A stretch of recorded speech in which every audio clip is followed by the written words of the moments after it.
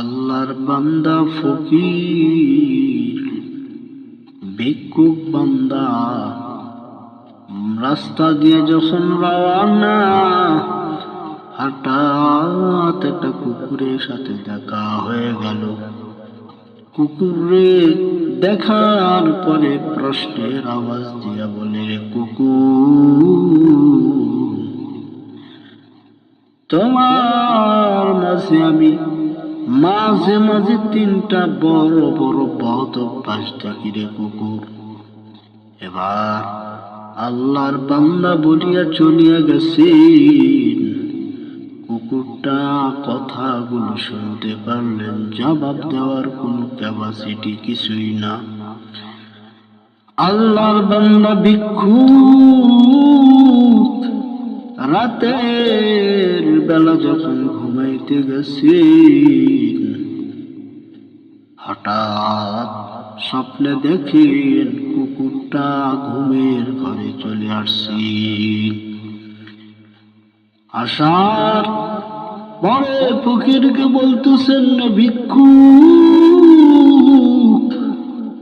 আমাকে দিনের বেলা তুমি প্রশ্ন করেছিলা, আমার ভিতরে নাকি তিনটা বড় বড় বদ অভ্যাস আছে, অভ্যাস একটু বলবানি আমার তিনটা বদ অভ্যাসের কথা? আল্লাহর বান্দা ভিক্ষুক স্বপ্নে বলতেছেন, রে কুকুর, তোর মধ্যে তিনটা বদ অভ্যাসে এক নম্বর অভ্যাসটা, এ কুকুর,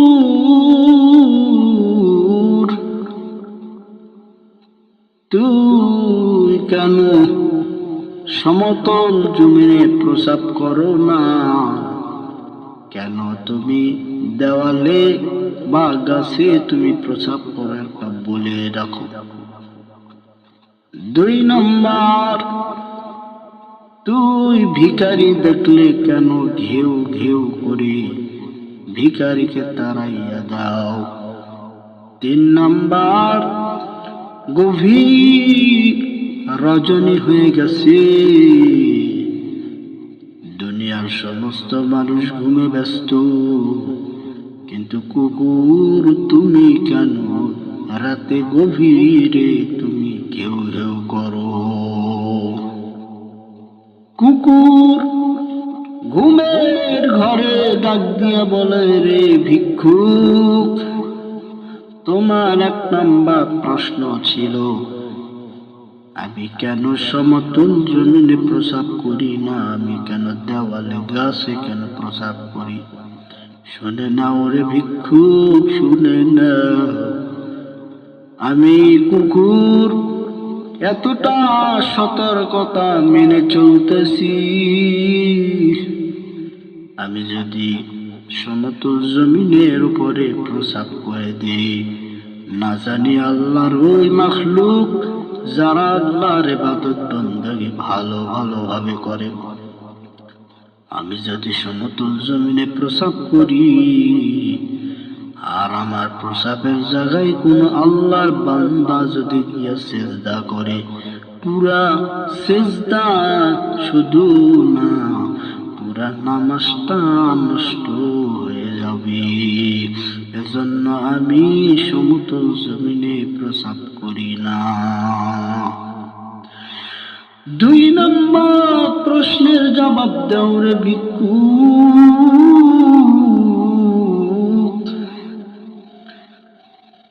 তুই কেন ভিখারি দেখলে ঘেউ ঘেউ করে চিল্লা চিল্লি করো? কারণ শুনে নাও রে ভিক্ষুক, আমি এজন্য ভিখারি দেখলে ঘেউ ঘেউ করি,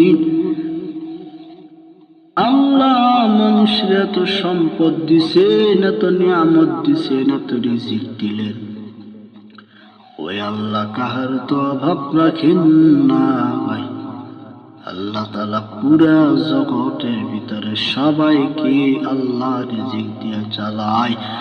অতএব রে ভিক্ষুক, তুমি কেন ভিখারি হইয়া, একজন মানুষ হইয়া মানুষের কাছে গিয়া কেন হাত পাতাও? বল তুই মানুষই এখনো মানুষের তারে গিয়ে হাত পাতাম, কেননা আল্লাহ তো বলেছে ইয়্যাকা না'বুদু ওয়া ইয়্যাকা নাস্তাঈন। ওরে বান্দা, আমি আল্লাহর ইবাদত কর, আমি আল্লাহর থেকে সাহায্য চাও, আমি আল্লাহ পূরণ করে দিব। তাহলে ওই সূরার মধ্যে যদি আমরা আল্লাহর ইবাদত করি, আল্লাহর থেকে সাহায্য চাই, কুকুর বলে রে ভিক্ষুক, তাহলে কেন তুমি মানুষের কাছে সওয়াল করো? আল্লাহর কাছে চাইলেই তো আল্লাহ পূরণ করে দিবে। 3 নম্বর, হে কুকুর, গভীর রজনীতে সারা দুনিয়ার মানুষ স্তব্ধ হয়ে গেছে, পাক পাকালি সবাই ঘুমে আবদ্ধ, তুমি কেন ঘেউ ঘেউ করে চিল্লা চিল্লি করো? কুকুর জবাব দিয়া বলতেছেন, রে ফকির, এই জন্য আমি রাতের বেলা গভীর রাতে ঘেউ ঘেউ জন্য করতেছি। মানুষ সারাদিন এত পরিমাণ গুনাহের কাম করি, বিভিন্ন অঙ্গ প্রত্যঙ্গের গুনাহ করার পরে মানুষ রাতের বেলা যখন ঘুমাইতে যায়, বহু বড় রজনী, ওই বান্দারা সারাদিন গুনাহ করে রাতে কেমনে ঘুমায়? এজন্য গুনাহ মাপ চাবে কোন সময়? ওরে বান্দা, একটু ঘুম থেকে জাগ্রত হইয়া আল্লাহর আদালতে গুনাহ মাপ চা, না জানে কিয়ামতের ময়দানে আল্লাহ তোরে এই রাত জাগার কারণে আল্লাহ জান্নাতে ফয়সালাও দিতে পারি। এজন্য আমি রাতের গভীরে ঘেউ ঘেউ করে আওয়াজ দিয়ে চিল্লাই, রে ফকির। এবার আল্লাহর বান্দা ফকিরের ঘুমটা নষ্ট হয়ে গেল।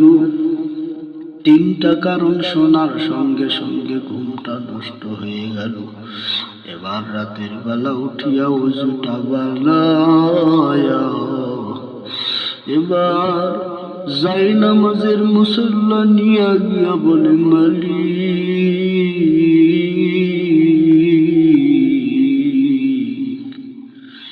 কতদিন না গুনাহ করেছি, কতদিন না গুনাহ করি রে আল্লাহ। কুকুর থেকে আমি 3টা উপদেশ পেয়ে গেলাম।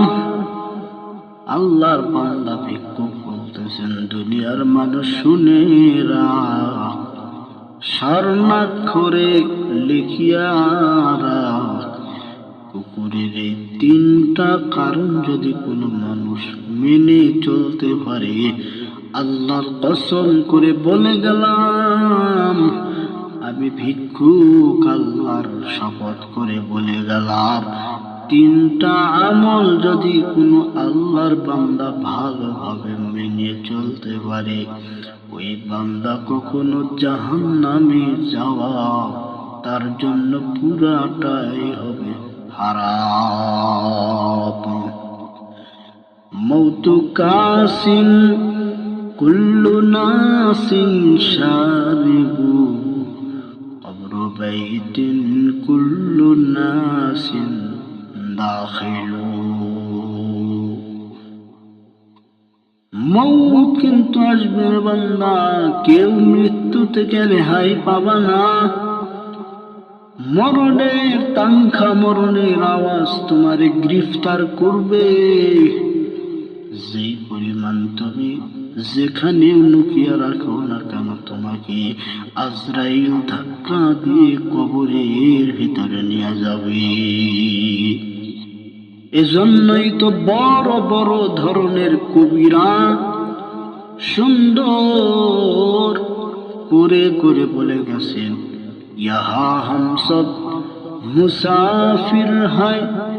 কবর আখের ঠিকানা, ওই আগে রওনা হয়, ওই পিছে রওনা। দুনিয়া কিন্তু মুসাফির খানা, দুনিয়াতে থাকার কোনো জায়গা না। দুনিয়াতে তুমি আজকে আসো, আগামী কালকে থাকবা কিনা গ্যারান্টি নাই। অতএব রে বান্দা, দুনিয়াতে চলতে গেলে বিভিন্ন দিক তাকাইয়া তাকাইয়া কোনটা হক কোনটা বাতিল, কোনটা জায়েজ কোন জিনিসটা না জায়েজ, বান্দা মানিয়া মানিয়া চল। কিয়ামতের আদালতে যদি আল্লাহ প্রশ্ন করে বলে, বান্দা দুনিয়াতে কিভাবে চলেছে একটু বলো, আল্লাহর আদালতের মধ্যে সাক্ষী দেওয়ার কোন জবান তোমার থাকবে না। এজন্য আল্লাহ তাআলা সূরাতুল ইয়াসিনের মধ্যে আল-ইয়াওমা নাখতিমু আলা আফওয়াহিহিম ওয়া তুকাল্লিমুনা আইদিহিম ওয়া তাশহাদু আরজুলুহুম বিমা কানু ইয়াকসিবুন। আল্লাহ বলে সেদিন জবানটা বন্ধ হয়ে যাবে, মানুষের অঙ্গ প্রত্যঙ্গ গুলো আল্লাহর আদালতে কথা বলা শুরু করে দিবে। রে বান্দা, কোন বান্দা সেদিন অঙ্গ প্রত্যঙ্গ থেকে রেহাই পাওয়ার কোন সুযোগ থাকবে না।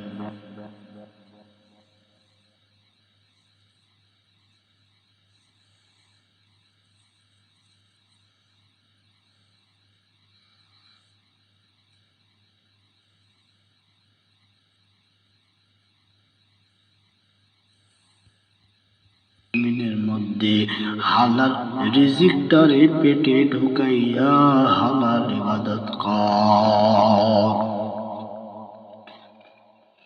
যদি না করতে পারো, তোর কপালে দোষ। কবরের পরে কিয়ামতের আদালতে দেখবি তোর সামনে দিয়া তোর বন্ধুরা জান্নাতে ঢুকবে, তোর হাতের ভিতরে আল্লাহর দেওয়া ওই আদালতের হ্যান্ডকাপটা হাতে আটকায়া রাখবে।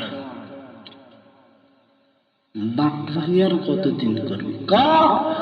আল্লাহর আদালতে একটি ধরা দিতেই হবে। মরণ থেকে যতই পালাও, মরণ তোমায় নেবে ঘিরি। যদিও সুদূর আকাশ প্রাণে বুকাও, সেথায় লাগিয়ে সিঁড়ি। নদী পথে নৌকা চালাও, হে মাঝি ভাই, বেলা ডোগার আগে আমিও পার হতে চাই। ডুবে গেলে বেলারে আর উঠে না, ভেঙে গেলে মেলারে আর জমে না। দুনিয়ার মেলাটা এমন ভাবে সাজানো আছে রে বান্দা, আজকে মেলার ভিতরে যাহা মন চায় সব কিছু করতেছো, কিন্তু বান্দা তুমি কি জানো না, যেদিন তোমার দুইটা চক্ষু শুধু বন্ধ হয়ে যাবে, অঙ্গ প্রত্যঙ্গ অচল হয়ে যাবে রে বান্দা, আল্লাহর আদালতে কেমনে হিসাব মিলাইবি বল? আল্লাহর আদালতে হিসাব মিলাইতে গেলে বান্দা তোর ভয় অন্তর থেকে কখনো যাবে না। ভয় আবার দুই প্রকার, মানুষের ভয়, জীবজন্তুর ভয়, মানুষের ভয় কেমনে আসে, মানুষের ভয় আক্রমণ।